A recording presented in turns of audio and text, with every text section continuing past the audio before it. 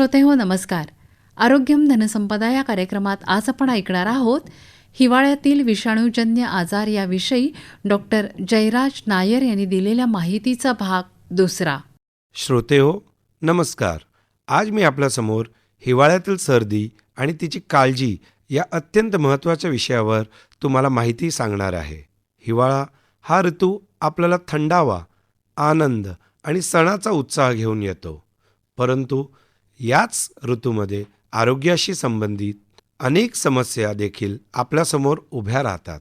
त्यापैकी सर्वात सामान्य आणि त्रासदायक समस्या म्हणजे सर्दी, खोकला आणि घसा बसणे.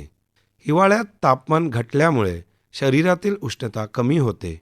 त्याचबरोबर हवेत कोरडेपणा वाढतो. या कारणामुळे आपल्या शरीराची प्रतिकारशक्ती काही प्रमाणात कमी होते आणि विषाणूंना शरीरात प्रवेश करणे सोपं होऊन जातं. म्हणूनच लहान मुले, वृद्ध व्यक्ती आणि आधीपासून आजारी असलेल्या लोकांना सर्दी होण्याची शक्यता सर्वाधिक असते.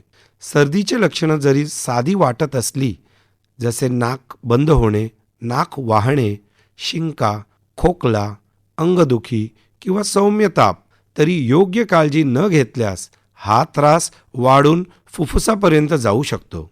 जर सर्दीचे लक्षणं वाढत असतील किंवा दीर्घकाळ टिकून राहत असतील तर डॉक्टरांचा सल्ला घेणे अत्यावश्यक आहे.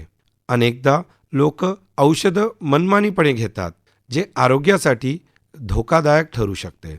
योग्य वेळी उपचार केल्यास गंभीर आजार टाळता येतो. तर सर्दी हे ॲलर्जिक किंवा संक्रमणजन्य म्हणजेच इन्फेक्टिव्ह असे दोन कारणामुळे होऊ शकतो. मग या दोन्हीत फरक कसा ओळखायचा? ॲलर्जीची सर्दी सुरुवात बहुतेक वेळा ॲलर्जनच्या संपर्कात आल्यानंतर लगेच होतो. ॲलर्जीची सर्दी काही आठवडे ते महिन्यापर्यंत टिकू शकतात. या सर्दीचे लक्षणं नाक, डोळे आणि घशामध्ये खूप खाज येणे, शिंका येणं, नाकातून वाहणारा स्वच्छ आणि पाण्यासारखं स्त्राव येणं, दोन्ही डोळ्यातून पाणी येणं, डोळ्यात लालसरपणा येणं ही लक्षणं दिसून येतात. तसेच धूळ किंवा परागकण किंवा प्राण्यांच्या केसामुळे आणि बुरशीमुळे सुद्धा आपल्याला सर्दी होऊ शकते. ॲलर्जिक सर्दीमध्ये ताप येत नाही. ही सर्दी संसर्गजन्य म्हणजेच ती इतरांना होत नाही. या उलट व्हायरलची सर्दीमध्ये साधारणपणे खूप ताप येणं, अंगदुखी, डोकंदुखी किंवा नाकातून पिवळसर हिरवट स्त्राव वाहतो. तसेच खोकल्यासोबत पिवळसर किंवा हिरवट रंगाचं बेडकं पडतो. ही व्हायरल सर्दीची लक्षणं दिसून येतात.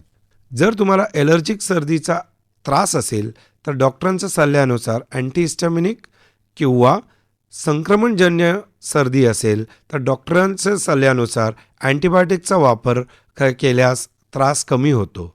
सजगता, स्वच्छता आणि योग्य आरोग्य शिस्त यांचा अवलंब केल्यास आपण हिवाळ्यातील सर्दीच्या त्रासापासून निश्चितच दूर राहू शकतो. त्यामुळे आरोग्याबाबत जागरूक राहणे, शरीराची प्रतिकारशक्ती सक्षम ठेवणे आणि स्वतःसह इतरांच्या आरोग्याची काळजी घेणे ही सर्वांची सामूहिक जबाबदारी आहे. श्रोतेहो, उद्याच्या भागात हिवाळ्यातील खोकल्याबद्दल माहिती घेऊया. श्रोतेहो, आत्ताच आपण हिवाळ्यातील विषाणूजन्य आजार याविषयी डॉक्टर जयराज नायर यांनी दिलेल्या माहितीचा भाग दुसरा ऐकलात. उद्याच्या भागात ऐकूया याच माहितीचा भाग तिसरा. या कार्यक्रमासाठी निर्मिती सहाय्य केलं होतं सुचेता गरुडे यांनी आणि या कार्यक्रमाचे सादरकर्ते विवेक वानखेडे.